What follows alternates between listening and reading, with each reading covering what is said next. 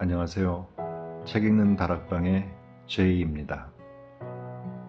오늘 소개해드릴 책은 티핑 포인트에서 펴낸 여행의 이유입니다. HK 여행작가 아카데미 회원 32명의 국내외 여행기를 모아 펴낸 책입니다. 이 가운데서 이 책의 프롤로그와 국내 여행기 한 편, 국외 여행기 두 편을 골라 소개해드리겠습니다. 프롤로그. 나는 여행을 했고 인생을 배웠다. 여행작가 최갑수. 먼저 여행에 대해 이야기하자. 많은 사람들이 여행이란 무엇인가 하고 내게 묻는다. 그 질문에 대해 15년 동안 여행을 해나가며 얻은 대답은 단 하나다. 여행은 힘들고 피곤하다는 것. 여행은 떠나기 전부터 피곤하고 떠나는 중에도 피곤하며 돌아오고 나서도 피곤하다. 단언컨대 피곤하지 않은 여행은 없다. 벼룩이 있는 침대, 속을 뒤집어 놓는 거리의 역한 냄새, 불친절한 웨이트리스, 입에 맞지 않는 음식, 노골적인 차별, 배반과 거짓말, 그리고 하루하루 사라져가는 물건들. 이런 것들로 이루어진 것이 바로 여행이다. 몇 해 전 이탈리아 시칠리아 여행에서의 일이다. 이탈리아 하면 G7에 속하는 선진국이다. 하지만 시칠리아의 철도와 버스 운행 시스템 등은 선진국이라고 할 수 없을 정도로 엉망이다. 연착은 예사고 오지 않는 경우도 많다. 게다가 파업은 왜 그렇게 잦은지. 예약한 티켓을 찾으러 가면 매표 소문은 굳게 잠겨있기 일수다. 항의를 하면 어깨를 한번 들썩이는 이탈리안 제스처를 보이는 것으로 끝난다. 이봐 여행자, 나도 어쩔 수가 없다고. 일본의 소설가 무라카미 하루키 역시 그의 여행 에세이 먼 북소리에서 이탈리아의 여행을 두고 이렇게 말했던 것 같다. 이건 여행이 아니라 마치 장애물 경기를 하고 있는 것 같다. 하지만 이 모든 것을 감수하고서 여행을 떠나는 이유는 대체 왜일까? 불편함과 당혹스러움과 비참함이 이어지는 그 사이사이에 벼락처럼 내리는 행복이 있기 때문이 아닐까? 눈물이 나올 것처럼 푸른 바다, 그 앞에서 느끼는 해방감, 혀를 마비시킬 것처럼 맛있는 음식, 그것을 먹으며 느끼는 황홀감, 이방인을 향해 건네는 시원한 물 한 잔, 그 물을 마시며 느끼는 감사함. 여행이 주는 이런 매혹에 빠지면 좀처럼 여행이라는 중독에서 헤어나오기가 힘들다. 지금 돌이켜보니 여행이라고 부를 만한 여행을 처음 떠난 것은 대학 4학년 때 25살의 여름 어느 날 몽골로 떠난 여행이었던 것 같다. 그때까지만 해도 몽골이 내몽골과 외몽골로 나눠져 있다는 것도 몰랐고 내몽골이 중국령이라는 것도 몰랐다. 여행을 떠나기 며칠 전 친구가 물었다. 여행 가지 않을래? 나는 고개를 끄덕이며 대답했다. 가자. 그런데 우리가 왜 여행을 떠나야 하지? 내가 되물었다. 친구는 골똘하게 생각하더니 대답했다. 아마 우리가 졸업을 하고 사회에 나가면 오랫동안 여행을 떠나기가 어려울 거야. 정신없이 바빠질 테니까 말이야. 그때면 아마 지금 여행을 떠나지 못한 걸 엄청나게 후회할 거야. 나는 고개를 끄덕였다. 그럴지도 몰라. 그럼 어디가 좋을까? 친구는 미리 준비를 해두었다는 듯 주저없이 대답했다. 사막으로 가는 거야. 왜 하필 사막이어야 하는 거지? 나는 나의 첫 해외여행이 왜 사막이어야 하는지 이해가 되질 않았다. 사막 말고도 어딘가 근사한 곳이 있지 않을까? 친구가 대답했다. 어느 책에서 그러더군. 사막은 오래된 여행자들이 찾아간다고 말이야. 우리가 사막에서 돌아오면 우린 꽤 괜찮은 여행자가 되어 있을 거야. 누군가 우리에게 가장 기억에 남는 여행지가 어디냐고 물었을 때 우린 그에게 이렇게 대답하는 거야. 사막이었어요. 거대한 모래바람을 보았죠. 밥을 먹을 때마다 모래가 한 움큼씩 씹혔어요. 가장 지독한 경험이었죠. 그는 우리를 약간은 존경스러운 눈으로 바라볼지도 몰라. 어때? 생각만 해도 멋지지 않아? 물론 멋진 일이지만 솔직히 난 밥과 함께 모래를 한 움큼씩 씹어 먹고 싶진 않아. 하지만 결국 우리는 사막으로 떠나기로 했고 며칠 뒤 비행기에 올라 있었다. 비행기 좌석에 앉아 안전벨트를 채우며 이 새덩이가 정말로 하늘을 날아오른단 말이지? 하고 생각했다. 그런데 새덩이는 정말로 날아올랐다. 선체는 거대한 괴음과 함께 화살이 날아가듯 휙 하고 튕겨나갔다. 아, 그때 난생 처음 타본 비행기가 지상을 벗어나던 그 순간을 잊지 못한다. 중력에서 벗어나고 있다는 그 느낌. 약 5도 정도로 선체를 기울인 비행기는 공항을 한 바퀴 천천히 선회했다. 나와 친구는 서로를 바라보며 흐뭇한 미소를 지었다. 우린 날아가고 있어. 분명 평생에 딱 한 번 그 순간만 지을 수 있는 흐뭇한 미소였다. 여행에 중독되고 여행 작가가 된 계기는 그 느낌 때문이었다. 드디어 이곳을 벗어나고 있다는 느낌. 비행기가 텅 빈 하늘을 향해 날아오르는 순간 어떤 위안 같은 것이 가슴속에 가득 찬다. 그것은 분명 기차나 버스, 자동차가 출발할 때와는 다른 기분이다. 세금과 할부금과 가족과 보고서, 가뭄과 홍수와 지진과 학살, 우리를 올가매고 있는 모든 시시하고 뻔한 것들에서 벗어나고 있다는 느낌. 바로 그 느낌. 그동안 여행을 하며 많은 사람들을 만났고 이야기를 나누었다. 지난해 라오스 루앙프라방에 일주일 정도 머물렀다. 인구가 4만밖에 되지 않는 이 작은 도시는 전 세계에서 몰려온 배낭 여행자들로 가득 차 있다고 해도 과언이 아니다. 나는 대부분의 시간을 그들과 이야기를 나누는 데 보냈다. 내가 당신은 왜 여행을 떠났는가? 라고 묻자 그들은 대부분 이렇게 말했다. 내가 아무것도 아닌 것 같다는 생각이 들었어. 따분해진 거였지. 지구는 시속 1669km로 돌아가고 있지만 나는 전혀 짜릿하지도 않고 어지럽지도 않았어. 그래서 길을 떠나기로 한 거야. 당신은 왜, 어떻게 여행을 시작했는가? 라는 물음은 어쩌면 쥐랑 파충류가 어떻게 다른가에 대해 혹은 12세기 암스테르담의 어느 평화로운 오후에 대해 1500자 이내로 기술하시오라는 물음처럼 무의미한 것일지도 모르겠군요. 여행은 지극히 개인적인 일이며 사적인 행위예요. 내가 어디로 가든 그곳에서 무슨 일을 하든 상관하지 마세요.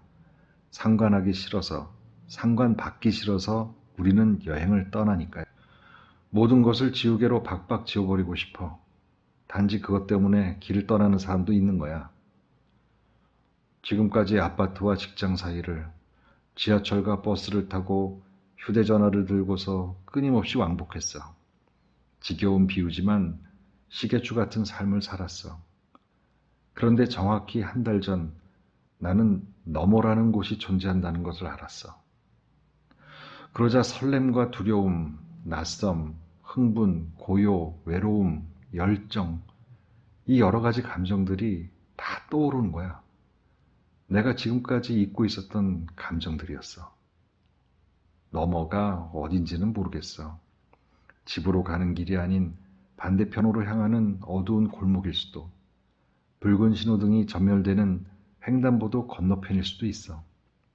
비행기로 12시간을 날아야 가는 곳일 수도, 등대가 바라보고 있는 수평선 또는 구름이 지나가고 있는 지평선 뒤편일 수도 있어. 나는 너머로 내 인생을 보내기로 했어. 준비는 간단해. 청바지와 티셔츠, 운동화를 새로 샀어. 단단한 배낭도 장만했어. 그게 끝이더군. 내일 여행을 마치고 일상 속으로 돌아가야 해. 내가 궁금한 것은 노르웨이를 여행했다.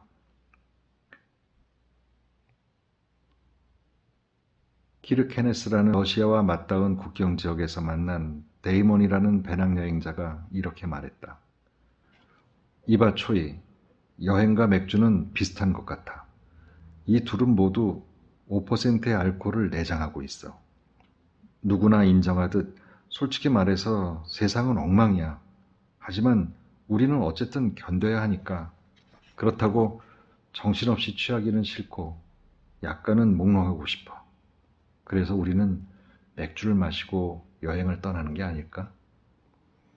우리는 다음날 자동차를 빌려 얼음으로 뒤덮인 길을 따라 긴 드라이브를 했다. 거대한 전나무 숲 앞에서 우리는 차를 세우고 한동안 산을 바라보았다. 내가 말했다. 숲을 보고 있으면 말이야. 인간의 운명이라는 것이 보잘것없다는 생각이 들어. 우리의 평생을 바쳐도 간 숲의 나무 한 그루도 제대로 이해하지 못할 거야. 데이먼이 말했다. 그래, 맞아. 하지만 여행은 우리에게 숲과 나무 한 그루에 대해 생각을 할 시간을 주잖아. 그것 하나만으로 우리가 여행을 떠나야 하는 이유로는 충분하다고 봐. 당신, 아마도 사람마다 제각기의 이유가 있을 것이다. 하지만 이것만은 분명하지 않을까? 세상의 모든 길은 당신 앞에서 시작하며 그 모든 길은 오직 당신을 위해 존재하고 당신이 지금 서 있는 이곳이 당신의 새로운 주소다. 여행 중독자가 되면서 나는 점점 더 나은 인간으로 성장했던 것 같다. 지난해 베트남을 여행할 때의 일이다. 한 게스트하우스에서 2층 침대를 나눠 쓰던 영국인 마크는 하루에 30분씩 베트남어를 공부했다.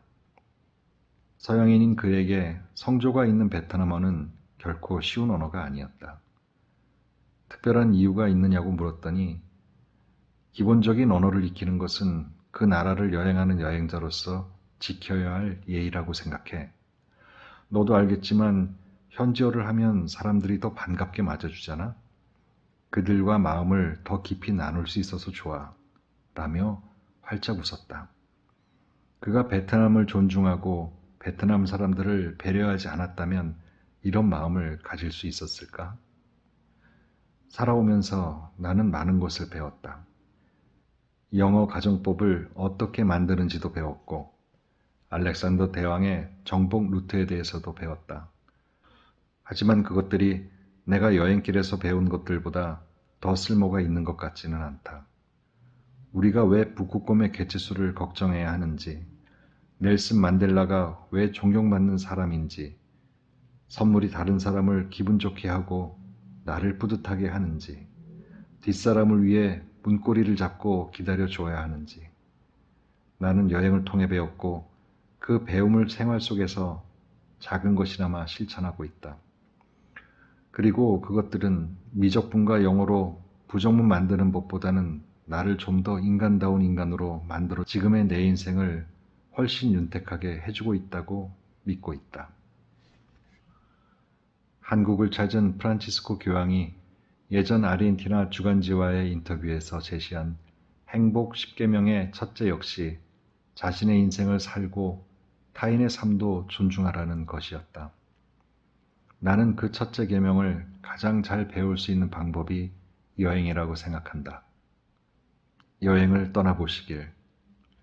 남을 존중하고 배려하며 더불어 사는 것이 얼마나 즐거운지, 인간다운 인간으로 만들어주는지 알게 될 테니 말이다. 나를 찾아 떠나는 거꾸로 여행. 시인 고두현. 첫 길은 언제나 설렌다. 당신 만나러 가던 그날처럼.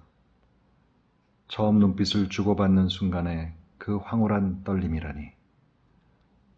설레는 길에 만나는 사람은 모두가 당신이다. 그 아련하고도 그리운 이름 속에는 나도 있다. 한때 세상의 첫 길은 다 새로웠다. 여행지의 풍경들도 그랬다. 그러나 이제는 낯익은 길이 오히려 새롭다. 오랫동안 내게 새로운 것을 보여주던 길들이 어느 순간 오래된 기억의 구비들을 하나씩 보여주기 시작했다. 이 길을 언제 걸었던가? 낭창낭창한 허리를 감아돌면 꿈같이 아득한 해안길이 펼쳐지겠지. 두고 온 추억들이 바닷가 몽돌밭처럼 달그락거리는 그곳에서 나는 잊고 있었던 나를 다시 만난다. 새 길을 찾아 무수히 떠돌다 이제는 돌아와 거울 앞에 선 내 누님 같다고나 할까. 그래서 다시 찾아 나섰다. 내가 잊어버렸던 본래의 길. 너무 익숙해서 되레 낯설었던 애초의 길. 그것은 모든 상상력의 원천인 모성으로 향하는 길이다. 내 고향 남해를 자주 찾는 까닭도 여기에 있다. 젊은 날 수없이 떠났던 길 밖으로의 여행 대신 길 안쪽의 나를 찾아가는 거꾸로 여행. 그곳에 잃어버린 내가 있고 해지는 쪽으로 휘어지는 새 길이 있고 둥근 바다에서 솟아나는 곡선의 시가 있으니 거꾸로 가는 여행은 곧 내가 태어난 곳을 찾아가는 모천 회귀의 길이기도 하다. 그때는 왜 몰랐을까?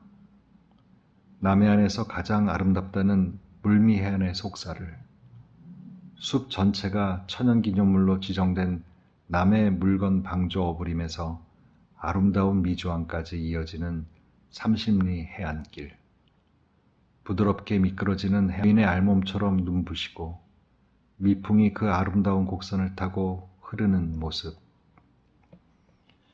이 길을 천천히 음미하며 가는 동안 내 문학청년 시절로 돌아간다. 초심의 뿌리가 만져지는 시간이다. 유목민처럼 떠돌던 사람이 농사짓는 정착민의 마음을 찬찬히 되새겨 보는 것과 닮았다. 내가 이곳에 각별한 느낌을 갖는 건 아마도 어머니 때문일 것이다. 초등학교 2학년 말부터 우리 가족은 남해 금산 보리야 말에 작은 절집에 얹혀 살았다. 어렵게 중학교를 졸업하고 대처의 고등학교로 떠난 뒤 어머니는 이제 됐다 싶었던지 머리를 깎고 스님이 되셨다. 보살의 품계에서 출가자의 품계로 승진한 셈이다. 그러고는 이곳 물건리에 있는 미르감의 자리를 잡았다. 암자는 물건 방조 어부림 옆에 너른 들판 한가운데에 있었다. 당연히 방학 때마다 나는 물건리로 귀가했다. 논뚝기를 공중 뛰며 마당에 들어서다 꾸벅할까 합장할까 망설이던 그 집. 잠결에 돌아눕다 어머니라 불렀다가 아니 스님이라 불렀다가 파도 소리에 선잠을 깨던 절집. 눈을 뜨면 봄처녀 댕기같이 단아하게 웃음 짓는 어머니 실루엣이 아른거리던 그곳. 이 그림 같은 풍경을 그리운 사람의 형상으로 재발견한 것은 나중 일이었다. 그 배경에는 어머니의 입적이라는 개인사도 작용했다. 외환 위기 직후 어수선하던 1998년 가을에 어머니가 돌아가신 뒤 물미해안은 나에게 더 애틋한 장소로 다가왔다. 몇 년 후 이 길에서 시 물미해안에서 보내는 편지를 잉태했다. 가을의 노을의 회화 요소를 겹친 화선지 위에 그리움이라는 감성을 채색했다. 자연이 내 몸에 붓을 대고 시를 써준 형국이었다. 물미해안에서 보내는 편지. 저 바다 단풍 드는 거 보세요. 낮은 파도에도 멀미하는 노을. 해안선이 돌아앉아 머리 풀고 흰 미는 동안 미풍에 말려 올라가는 다홍치맛단 좀 보세요. 남해 물건리에서 미주항으로 가는 30리 물미해안 허리에 낭창낭창. 감기는 바람을 밀어내며 길은 잘 익은 햇살 따라 부드럽게 휘어지고 섬들은 수평선 끝을 잡아 그대 처음 만난 날처럼 팽팽하게 당기는데 지난 여름 푸른 상처, 온몸 풍림이 얼굴 붉히며 발갛게 옷을 벗는 풍경. 은점지나 노구지나 단감빛으로 물드는 노을, 남도에서 가장 빨리 가을이 닿는 30리 해안길, 그대에게 먼저 보여주려고 저토록 몸이 달아 뒤채는 파도. 그렇게 돌아앉아 있지만 말고 속타는 저 바다 단풍 트는 것 좀 보아요. 가을과 노을과 그리움을 관통하는 상징은 시인 백석의 표현처럼 외롭고 높고 쓸쓸한 그림이었다.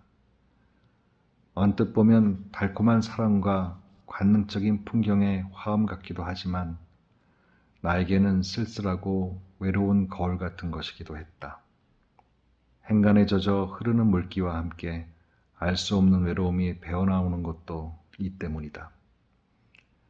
결핍이 완숙을 채운다고 했다. 그 깊은 세상 이치를 이곳에서 체득했으니 거기 두고 온 나를 다시 찾아 나선 끝에 얻은 귀한 깨달음이었다. 남의 멸치도 그렇다. 남의 사람에게는 바다가 논밭보다 더 귀하다. 땅이 척박한 섬인지라 쌀 농사는 빈약하다. 그 결핍을 너른 바다가 채워준다. 물건항이나 미조 앞바다로 멸치 잡는 배들이 들어오면 온 동네 표정이 환해진다. 그물에서 멸치를 털어내는 어부들 노랫소리가 먼 은하에서 들려오는 풍어가처럼 바닷가에 울려 퍼진다. 해변의 자갈밭과 큰 길가에서 은빛 멸치를 늘어놓고 말리는 동안 사람들은 배고픔을 잊는다. 물살 센 지족해협에 있던가 죽방염은 자연의 순리를 거스르지 않고 멸치를 잡는 원시어업 도구다. 참나무로 된 말목을 바다의 V자 형태로 받고 대나무를 주점처럼 엮어 만든 천연 어망. 조류 따라 폭 좁은 곳으로 몰려든 고기를 물대에 맞춰 건져 올린다. 창선대교 아래 지족해협에 23곳 정도 남아있는 남해 죽방염은 삼국시대부터 시작한 것으로 알려져 있다. 이곳에서 잡히는 죽방멸치는 몸값도 최고다. 물살이 워낙 세서 멸치들의 몸놀림이 빠르고 잡힐 때 스트레스를 받지 않아 맛이 일품이다. 그야말로 파닥파닥 꼬리치는 남의 멸치에 속 다 비치는 맨몸이 그곳에 있다. 남의 멸치. 너에게 가려고 그리 파닥파닥 꼬리치다가 속 다 비치는 맨몸으로 목구멍 뜨겁게 타고 넘는데 뒤늦게 아차 벗어둔 옷 챙기는 순간 네 입술 네 손끝에서 반짝나는구나. 오 아름다운 비늘들 죽어서야 빛나는 생애. 중학교에 들어간 첫 해 초여름 절에서 꾸준히 일을 하는 하석근 아저씨가 학교로 찾아왔다. 너 아버지가 돌아가셔서 금산 입구에 도착할 때까지 실감이 나지 않았다. 초등학교 때부터 산에서 자랐기 때문에 집도 절도 없이 지내던 나로서는 아버지의 부음이 더 슬프고 두려웠다. 세속 동네의 단란한 모습이 부러워 친구네 집에서 일부러 끼니때가 되도록 눌러앉아 놀다가 김이 모락모락 나는 고깃국밥을 얻어먹곤 했던 터라 더욱 그랬다. 그날 밤늦게 하씨 아저씨가 나를 밖으로 불러냈다. 아저씨는 감나무 옆에 있는 널찍한 바위에 앉아 말없이 손마디만 뚝뚝 꺾다가 한참 만에 말을 꺼냈다. 그때 난 네보다 더 어렸는데 아버지가 돌아가신 뒤로 한 번도 길을 못 펴고 살았다. 애비 없는 자식 소리 들을까봐 늘 마음을 졸였지. 니는 절대 그러지 마라. 평생 무슨 일이 있어도 기죽으면 안 된대이. 불쾌해진 얼굴로 나를 다독거려주던 그 더복선을 지금도 잊을 수가 없다. 학교 뒷산 공동묘지에 아버지를 묻고 돌아온 날 밤, 아저씨는 내 어깨에 손을 얹고 다시 한번 힘주어 말했다. 절대 기죽지 말거래이. 그는 나에게 힘들고 지칠 때마다 기죽지 않고 꿋꿋이다. 그가 고통에 빠졌을 때 아픔을 나누며 함께 눈물을 흘릴 수 있는 마음도 가르쳐줬다. 그로부터 몇십 년이 지난 어느 날 문득 내 삶이 그의 삶과 얼마나 겹쳐져 있는지 알게 됐다. 그때 그 말 한마디가 내 일상생활의 뿌리가 됐고 하석근 아저씨라는 시까지 낳게 해줬다. 하석근 아저씨. 참말로 아무 일 없다는 듯 이제 그만 올라가 보자고 20리 학교길 달려오는 동안 다 흘리고 왔는지 그 말만 하고 앞장서갔던 하석근 아저씨. 금산 입구에 접어들어서야 말이 귀에 들어왔습니다. 네 아버지가 돌아가셨. 그날 밤 너럭바위 끝으로 무뚝뚝하게 불러내서는 앞으로 아버지 안 계신다고 절대 기죽으면 안 된대이 다짐받던 그때 이후 살면서 기죽은 적 없었지요. 딱 한 번 알콩으로 꽝 잡은 죄 때문에 2살 먼저 잃은 아저씨. 돌덩이 같은 눈물 앞에서만 빼면 말이에요. 그날 이후 학벌도 경력도 재산도 없는 산골 처사였지만 슬픔의 밑바닥 뜨거운 심장으로 나를 일으켜준 그는 나에게 평생 잊지 못할 거꾸로 여행의 숨은 스승이다. 한겨울밤 늦게 온 소포를 받고 한동안 멍하게 앉아 있었다. 글씨로 봐서 어머니가 보낸 것은 금방 알 수 있었다. 겉포장을 뜯는 데만 한참 걸렸다. 꽃게 등짝 같은 마분지를 벗겨내니 달코 다른 네이가 드러났다. 낡은 버선이며 장갑 같은 것들도 나타났다. 그렇게 몇 차례 포장을 벗겨내고 보니 그 안에서 쏙 알석들. 으깨지거나 상할까봐 단술단지 싸듯 아듬고 보듬어서 보낸 남해산 유자 9개였다. 별스럽지도 않은 과실을 금이야 옥이야 싸서 보내는 마음이 따로 있긴 하다. 남해에서 가장 정감이 있는 것이 유자다. 유자는 남부 해안 지방에서만 자란다. 그 중에서도 남해 유자는 유독 성장이 느려 오랫동안 기다려야 과실을 볼 수 있다. 척박한 토양 때문이다. 여기에 차갑고 억센 바닷바람까지 견뎌야 한다. 그 시련 덕분에 향이 진하고 값도 비싸다. 유자나무 몇 그루만 있어도 아이들을 대학에 보낼 수 있다고 해서 대학나무라고 불렀다. 우리 집에는 그 대학나무가 한 그루도 없었다. 오랜 객지 생활에서 병만 얻은 아버지가 식구들을 이끌고 쓸쓸하게 귀향했던 터라 궁색하기 그지없었다. 아버지가 돌아가신 뒤 내가 객지에서 고등학교와 대학교를 다니는 동안 혼자 남은 어머니의 마음고생은 더 컸을 것이다. 어머니는 어릴 적에서 어렵게 키운 아들에게 늘 미안한 마음을 갖고 있었다고.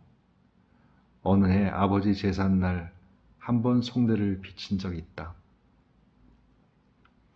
그런 어머니에게 늠름한 유자나무, 대학나무의 이용은 얼마나 부러운 것이었을까. 소포꾸러미 속에서 뒤늦게 발견한 편지 한 통이 나를 더욱 뭉클하게 했다. 어머니의 맞춤법은 자유자재였다. 그러나 그 속에는 어중간한 글쟁이보다 더 선명하고 사려 깊은 표현이 담겨 있었다. 주제가 뚜렷한 글이었다. 눈 뜨고도 코 베인다는 서울에서 그래 고생 많지겠노. 성실껏 살면 된다. 우리보다 더 힘든 사람들도 많다. 그러니 어렵더라도 참고 꼭 건강해야 한다. 몸이 힘이다. 모든 게 서투른 사회 초년병 시절 서울살이의 곤궁한 밭일항에서 아둥바둥하던 그때 어머니가 보내주신 유자 9개와 중세 국어 문법으로 써내려간 편지를 생각하면 지금도 눈시울이 붉어진다. 객지에서 고생하는 자식이 행여 힘겨워할까봐 그 속내까지 미리 다 알고 격려하는 마음. 그것은 보다 더 위대한 생각의 깊이와 배려의 폭을 아우르는 사랑의 상징이자 힘든 세상에서도 봄날처럼 따뜻한 마음을 갖게 해주는 삶의 은유였다.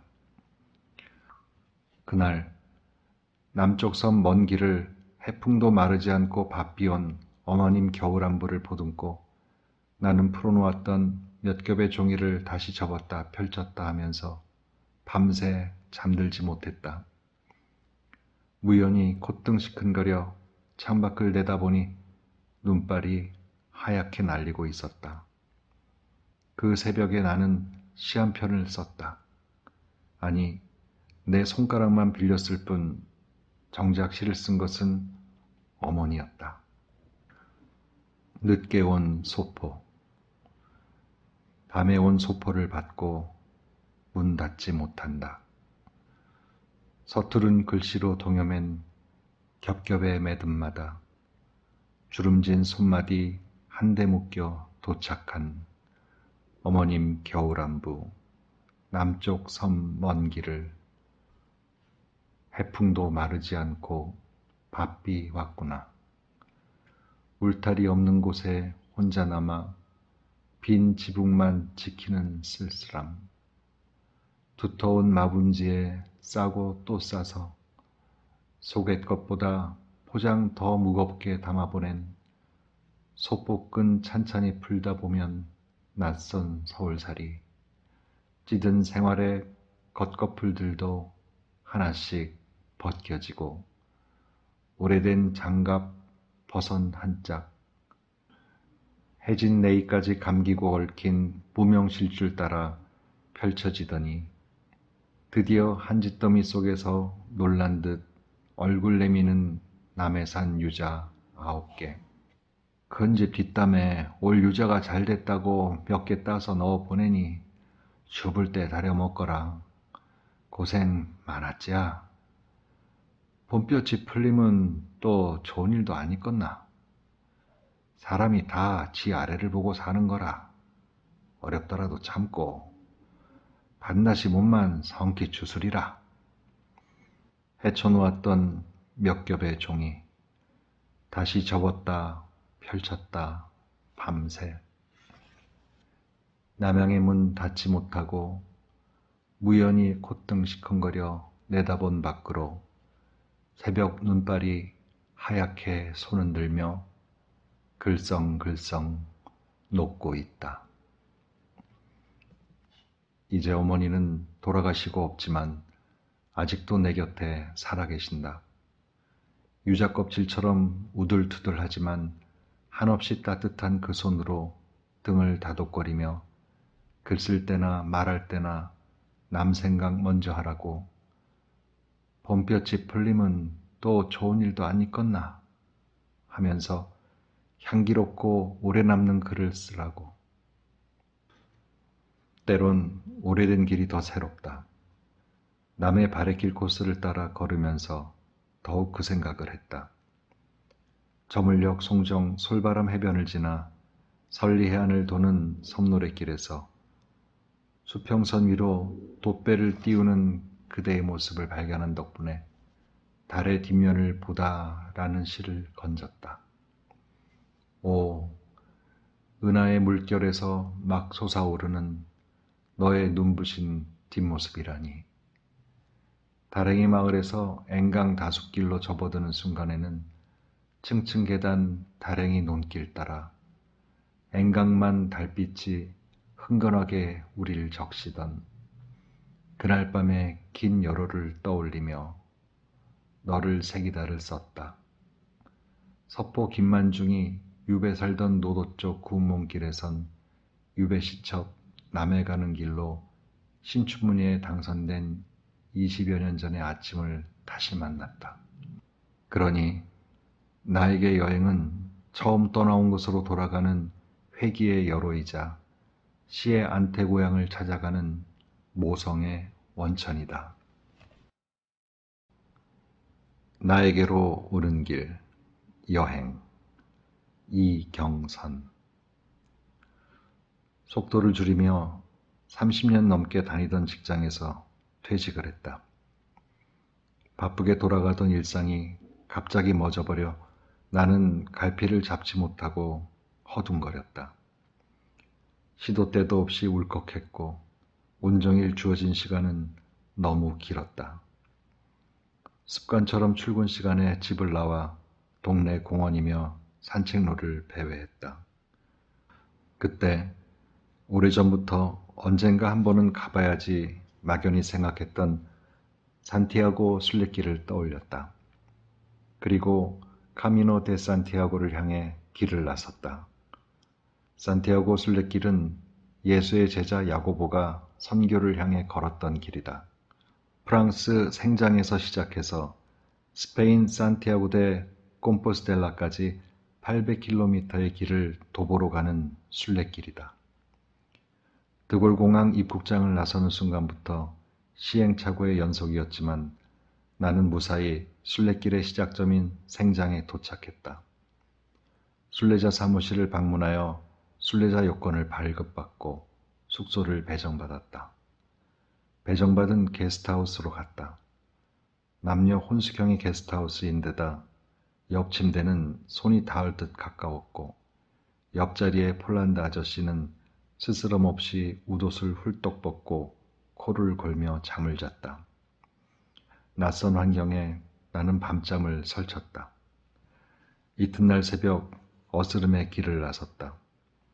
길 위에는 나를 포함해서 서너 명의 동양인과 20명 남짓의 서양인이 50, 100m 간격으로 배낭을 메고 노란 화살표를 따라 줄지어 걸어가고 있었다. 생긴 모습, 나이, 사용하는 말이 다 달랐지만 같은 곳을 향하여 간다는 친밀감에 서로 마주칠 때마다 올라, 부엔 까미노 하며 스페인 말로 인사를 했다. 프랑스의 국경을 지나고 스페인으로 들어서는 길은 참 아름다웠다. 붉은색 지붕의 예쁜 집들과 초록색 목장, 평화롭게 쉬고 있는 양떼들, 파란 하늘. 먼 산에는 눈이 쌓여 있고 계곡에는 꽃들이 피어 있었다. 가까이에서 뻐꾸기 소리도 들렸다. 20km쯤 걸었을까? 발바닥이 화끈거리고 어깨가 빠질 듯이 아파왔다. 줄인다고 줄였지만 배낭의 무게가 10kg이 넘었다. 양지바른 산등성이에 사람들이 쉬고 있었다. 나도 그 옆에 배낭을 내려놓고 발을 뻗고 앉았다. 배낭을 메고 누운 그들의 얼굴이 평화로웠다. 잠시 후 출발하려던 나를 그들 중 한 명이 불러세워 손짓 발짓을 다해 배낭을 매는 법을 알려주었다. 어깨 앞에 있는 끈을 최대한 당기고 허리에 있는 끈도 최대한 당겨서 매는 시범을 보여주었다. 쉬엄쉬엄 걷고 쉬고 하는 중에 갑자기 비가 내리고 바람이 불었다. 햇살이 없으니 기온은 급하게 떨어져 손이 시렸다. 배낭에 씌울 비옷을 꺼내려 황급히 배낭을 벗으려는데 옆에 가던 여자분이 내 배낭에서 우의를 꺼내 배낭을 덮어주었다. 일찍 찾아온 산속의 어둠 속에서 찬비를 맞으며 1시간쯤 걸어 첫날의 목적지 론세스바에스 엘베르게에 도착했다. 엘베르게에 도착하자 더는 한 걸음도 걸을 수 없을 만치 피곤했다. 배정받은 침대는 2층에 있었다. 계단을 올라갈 엄두가 나지 않아 자리에 앉아 있는데 남자분이 선뜻 내 배낭을 들어서 자리로 옮겨주었다. 몹시 춥고 고단했으나 따뜻한 사람들로 인해 내 마음도 따뜻해졌다. 다음 날 아침에도 일찍 길을 나섰다. 밤새 날은 개었고 햇살은 따사로웠다. 론세스바이에스에서 주비리로 가는 길목은 걸음을 옮겨놓기 아깝게 아름다웠다. 길가에 핀 꽃들과 눈 맞추고 새소리를 듣고 양치는 목동을 만나며 나는 자유로웠다. 눈에 닿는 모든 것에 감탄하고 길에서 만난 모든 사람에게 인사를 건네며 나는 그렇게 시속 4km의 느린 삶 속으로 걸어 들어갔다. 주비리와 팜플로냐를 거쳐 용서의 언덕을 올랐다. 산등성이에는 당나귀, 개, 지친 순례자의 모습을 형상화한 조형물이 세찬 바람을 견디며 서 있었다. 길게 이어진 경사로를 따라 언덕을 오르며 나는 용서에 대해 생각했다. 가난한 집안의 맏딸로 가족을 부양해야 했던 고달팠던 지난 시간과 7남매의 막내 며느리지만 번번이 시부모 부양의 책임을 떠맡으며 받은 상처가 먼저 떠올랐다. 나는 원망을 가졌던 가족 한 사람 한 사람의 이름을 부르며 당신을 용서합니다. 소리내어 말했다. 살면서 나를 힘들게 했던 사람들도 모두 이름을 부르며 용서한다고 말했다. 내가 용서를 구할 사람들에 대해서도 한 사람씩 이름 부르며 용서를 빈다고 말했다. 다음 차례는 나였다. 그 누구보다도 사실은 나 자신을 용서해야 했다. 수고했다 경선아. 열심히 잘 살았어. 이제부터는 네가 해야 하는 일 말고 진짜 하고 싶은 일을 하고 살아. 소리내어 나 자신을 용서한다고 말했다. 두 볼의 눈물이 쉴 새 없이 흘렀고 내 마음은 편안해졌다. 길을 걸은 지 열흘이 지나자 10kg을 넘던 배낭의 무게가 7kg으로 줄었다. 배낭의 무게와 함께 내 삶의 무게도 확 줄었다. 나를 무겁게 하던 일들을 하나하나 꺼내놓고 스페인의 뜨거운 햇살에 말리고 내 삶에서 덜어냈다. 카미노에서의 동행은 본인의 고통은 스스로 감당하면서 서로의 길에 깊이 간섭하지 말고 최대한 상대의 호흡과 보폭을 허용하며 같이 또 따로 걷는 방식으로 이루어진다. 내가 카미노 딸이라고 부르는 지혜를 만난 것도 그랬다. 팜플로냐를 지나 푸엔테 라 레이나를 향해 가던 길목의 어느 한 카페에서 한국인 여학생이 눈에 들어왔다. 그녀는 지나는 길에서 나를 봤었다며 인사를 건네왔다. 그날로 우리는 동행이 되어 한참을 같이 걸었다. 레온에서 같은 숙소에 묵고 길을 나서던 어느 아침 지혜의 발에 문제가 생겼다. 나는 그날 25km 앞쪽에 있는 지역을 목표로 걷고 있었다. 몇 번 뒤처지기를 반복하던 지혜는 나에게 먼저 가라고 했다. 나는 기다려 같이 갈까 했으나 지혜가 부담된다고 사양했다. 지혜를 그곳에 두고 걸어오는데 눈물이 났다. 딸 같은 아이를 떼놓고 혼자 길을 걸었다. 더 기다려줘야 했던 건 아닐까 망설였으나 나에게는 나의 카미노가 있고 지혜에게는 지혜의 카미노가 있다. 신이 그녀에게 필요한 시련과 교훈을 주시기를. 그날의 일기에 이렇게 적었다. 그렇게 헤어지고 따로 걸은 지 닷새 후 예수도원 건물에 있는 알베르게에서 빨래를 널던 나에게 한 한국인 순례자가 지혜가 와서 나를 찾는다고 했다. 한 걸음에 달려간 숙소에 지혜가 와 있었다. 둘은 부둥켜 안고 눈시울을 붉혔다. 그간의 이야기를 물으니 첫날은 간신히 5km쯤을 걸어 제일 가까운 알베르게에 묵고 발이 회복된 후로는 하루에 40km를 걷고 사람들에게 물어 나를 만나러 왔다고 했다. 꼭 한 번만 어머니를 더 만나게 해달라고 기도했어요. 독일에서 온 야는 내 또래 여자다. 함께 걸으며 야는 집에 두고 온 남편 얘기를 했다.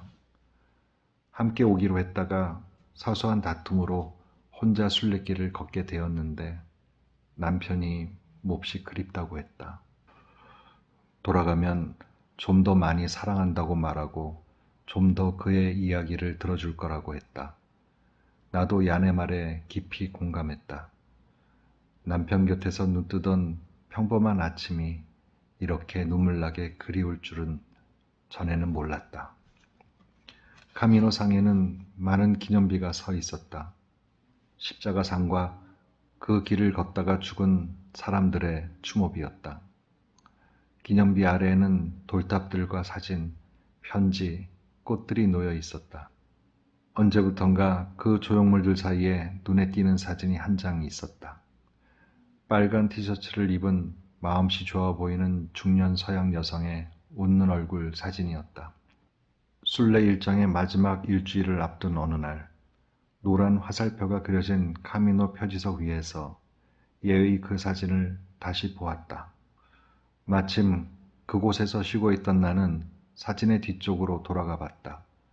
사진 뒷면에 편지가 있었다.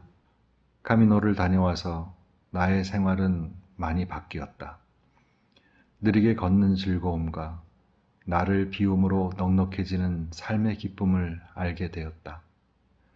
가까이 있는 사람의 소중함도 알게 되었다. 전보다 더 자신을 사랑하게 되었다. 한 달을 걸어 나는 온전한 모습으로 나에게로 돌아왔다. 우연한 만남을 계획적인 만남으로 쿠바 이명구 사회주의와 카스트로 체게바라로 알려진 나라 라틴 음악의 부에나비스타 클럽과 아름다운 카리브해의 풍광이 내가 아는 쿠바의 전부였다. 쿠바에 대해 잘 모르면서 왜 쿠바를 가고 싶어 하는 것일까? 쿠바에서 꼭 만나고 싶은 인물이 있기 때문이었다. 어니스트 해밍웨이. 여행을 자주 하다 보니 그는 나의 여행길에서 우연의 일치지만 자주 만났던 세계의 대문호였다. 어느 날부터 그는 내 여행 멘토이자 가까운 벗이 되었다. 해밍웨이를 처음 만난 것은 언제쯤이었을까? 너무 오래전 일이라 기억이 선명치 않지만 파리의 카페로 기억된다. 그는 파리에 몇 년 동안 머물면서 서점과 카페를 자주 들락거렸다. 내가 우연히 들렀던 카페가 그가 자주 이용하던 카페였다. 하지만 그때는 그가 이곳에 자주 왔었다는 이야기에 관심을 가지지 않았다. 개인적으로 큰 관심을 가진 인물이 아니었기 때문이다. 내가 아는 해밍웨이는 일반인들이 아는 상식적인 수준이었다. 누구를 위하여 종은 울리나, 무기여 잘 있거라, 노인과 바다 등을 저술하여 퓰리처상과 노벨문학상을 받은 세계적인 대문호. 파리 특파원과 종군기자로서 활동했다는 정보 지식이 고작이었다. 스페인 여행 중 세계적으로 유명한 레스토랑을 방문했다. 마드리드의 마요르 광장을 벗어나 골목에 자리한 보틴 레스토랑이었다. 1725년에 개업한 유명세를 인정해주듯 거의 만석이었다. 이곳의 가장 유명한 메뉴는 불에 구운 새끼 돼지고기 요리였다. 애저 코치니오 아사도라고 불리운다. 해밍웨이는 1926년 자신의 소설 태양은 내일 또 떠오른다에서 이곳을 세상에서 가장 훌륭한 레스토랑 중에 하나라고 표현했다. 세계 최고의 음식점으로 자리를 잡은 보티는 지금도 365일 연중 무휴로 영업 중이다. 우연히 이곳에서 해밍웨이와 두 번째 만남이 이루어졌다. 해밍웨이가 이곳에 자주 들렀던 미식가라는 사실을 처음 듣게 되었다. 두 번째 만남이었어도 그에 대해서 크게 관심을 갖지는 않았다. 스페인의 론다를 여행했다. 벼랑의 카페와 집들이 아찔한 절경이었다. 론다는 해밍웨이와 깊은 관계가 있었다. 이곳에서 소설 누구를 위하여 종을 울리나를 집필했다. 그는 이 마을에서 투우 경기를 즐겨보았다. 론다는 스페인 최초의 투우 경기장이 자리한 곳으로 유명하다. 해밍웨이는 생애 마지막 생일을 안달루시아에서 보냈다. 투우사와 사투를 벌이는 운명의 대결을 보면서 진실의 순간으로 빠져들어간 그의 이미지가 떠올랐다. 이것이 해밍웨이와의 세 번째 만남이었다. 그도 여행을 좋아했나 보다. 아프리카에서 케냐의 암보셀리 국립공원을 여행했다. 가장 먼저 눈에 들어온 것은 해발 5,895m의 킬리만자로 산. 그것은 번쩍이는 환이었다. 적도에서 만난 눈 덮인 산은 충격이었다. 이곳을 찾아온 이유는 킬리만자로 전경을 볼 수 있기 때문이었다. 구름에 가려 킬리만자로 얼굴을 볼 수 있는 확률은 높지 않았다. 멀리 고생하며 달려온 피로가 킬리만자로의 선명한 얼굴 하나로 금방 씻어졌다. 행운의 선물이었다. 롯지에서 해밍웨이 바를 보고 깜짝 놀랐다. 내부에는 해밍웨이 사진까지 걸려 있었다. 전혀 예상치 않았다. 순간 피로도 잊고 후다닥 일어나 아프리카에서 찍은 그의 사진 앞으로 다가갔다. 해밍웨이가 나를 보고 웃었다. 나를 반기는 착각을 일으켰다. 알고 보니 해밍웨이와 암보셀리 국립공원과의 인연이 깊었다. 1936년에 발표했던 단편소설 킬리만자로의 눈을 집필한 곳이 암보셀리 국립공원이었다. 소파로찌는 당시 해밍웨이가 묵었던 곳이었다. 그는 아프리카에서 동물 사냥을 즐겼다. 사냥을 즐기던 해밍웨이, 그가 엽총으로 자살했다는 사실을 알게 되었다. 이것이 해밍웨이와의 네 번째 만남이다. 멀고도 먼 오지의 땅 아프리카. 여기서 예상치 않았던 해밍웨이를 다시 만나니 벗을 제외하듯 반가웠다.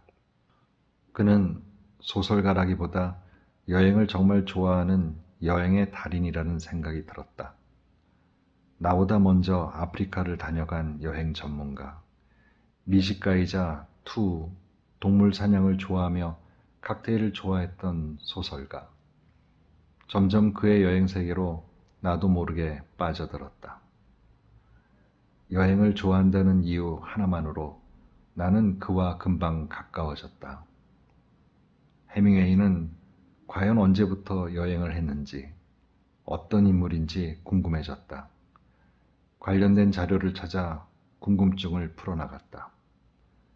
쿠바 앞바다에서 참치잡이를 좋아하던 낚시꾼, 전쟁터를 누비던 군인, 종군기자를 거쳐 아프리카에서 사냥을 즐겼던 동물 사냥꾼, 전 세계를 섭렵했던 여행 전문가, 한마디로 마초와 같다.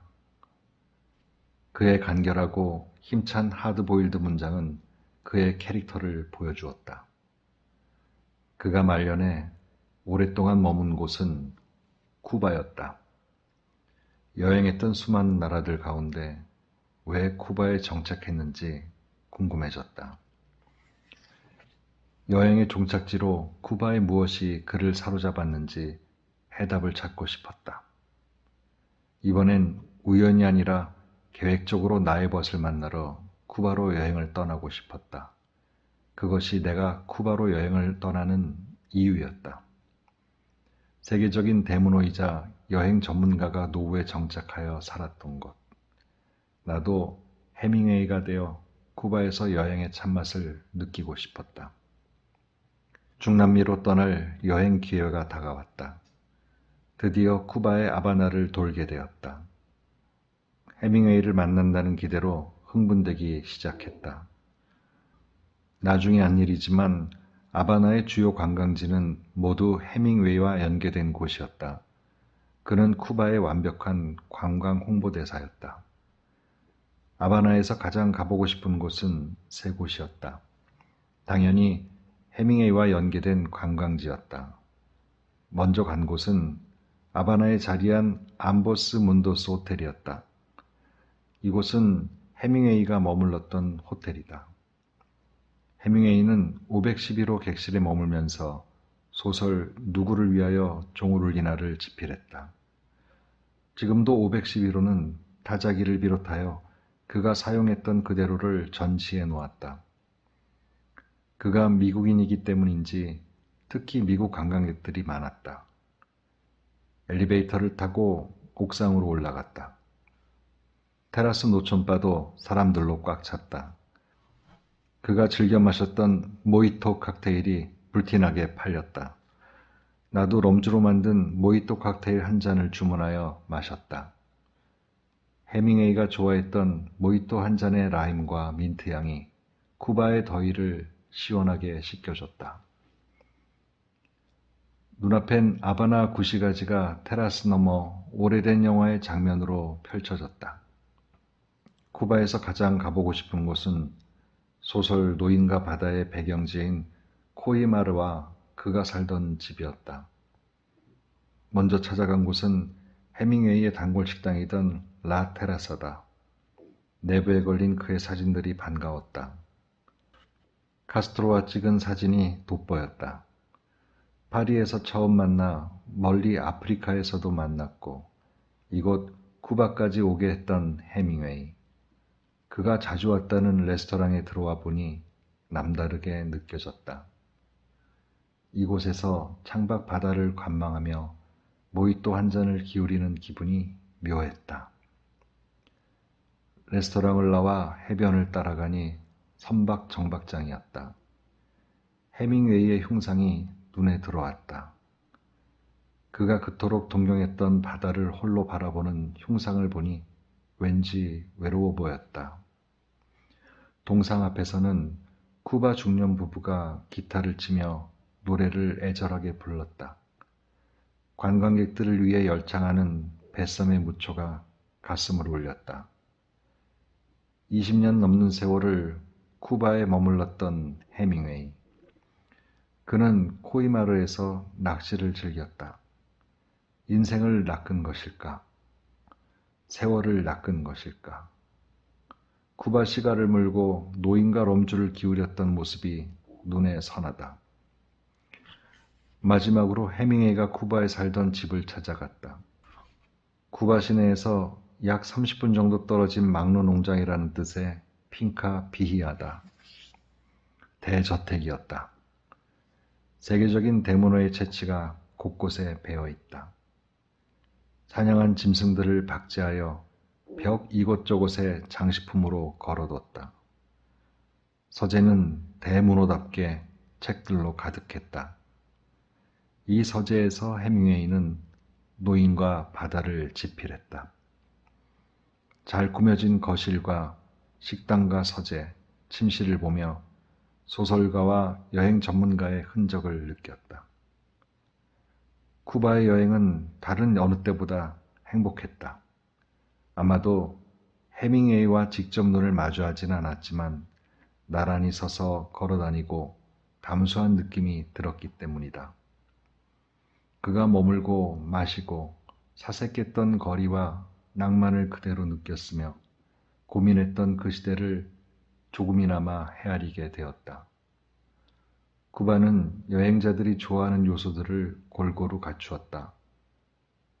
경제적으로 풍요롭지는 못해도 현지인들의 순수하고 행복한 미소가 바라만 보아도 힐링이 되었다. 기후는 적도와 가까워 연중 따뜻했다. 겨울에 갔는데도 31도로 무더웠다. 투명한 카리브해가 아름다웠다. 푸른 바다 저 멀리 뭉게구름 사이로 노인과 바다가 떠올랐다.